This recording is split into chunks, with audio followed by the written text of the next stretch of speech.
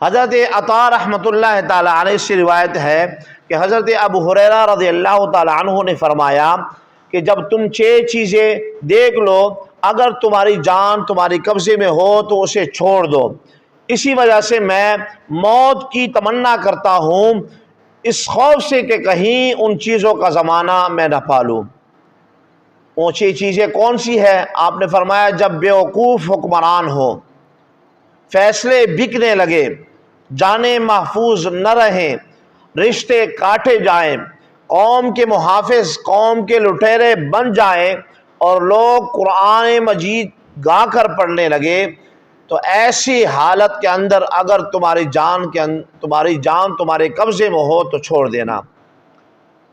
اللہ اکبر، کتنی بڑی بات حضرت ابو ہریرہ رضی اللہ تعالیٰ عنہ نے کی کہ جب بیوقوف حکمران ہو، فیصلے بکنے لگے، جانیں محفوظ نہ ہو، رشتے کاٹے جائیں، قوم کے محافظ قوم کے لٹیرے بن جائیں اور لوگ قرآن گا کر پڑھیں، تو پھر ایسی حالت کے اندر موت کو پا لینا، مر جانا جو ہے یہ بہتر ہے۔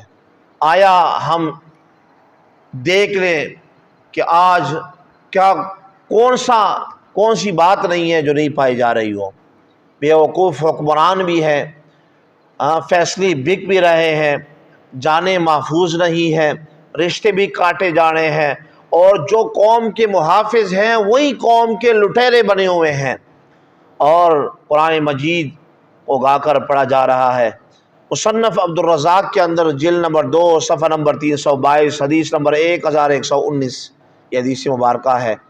وہاں قربان جائیں حضرت ابو ہریرہ رضی اللہ تعالیٰ عنہ کے زبان مبارک پر کہ جنہوں نے ہمیں اس بات سے آگاہ کیا کہ ایسا وقت ضرور آئے گا کہ یہ 6 چیزیں تم ضرور دیکھو گے۔ تو آج ان 6 چیزوں کا ہمیں سامنا کرنا پڑ رہا ہے، ہم دیکھ رہے ہیں اور اسے محسوس بھی کر رہے ہیں اور ہمیں نظر آ رہا ہے۔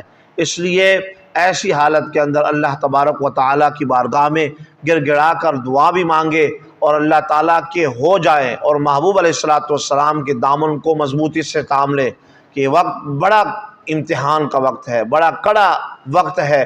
اس وقت میں اپنے ایمان کو بچا لینا ہی انسان کی جو ہے دونوں دنیا کے لیے سعادت مندی کا باعث بن سکتی ہے۔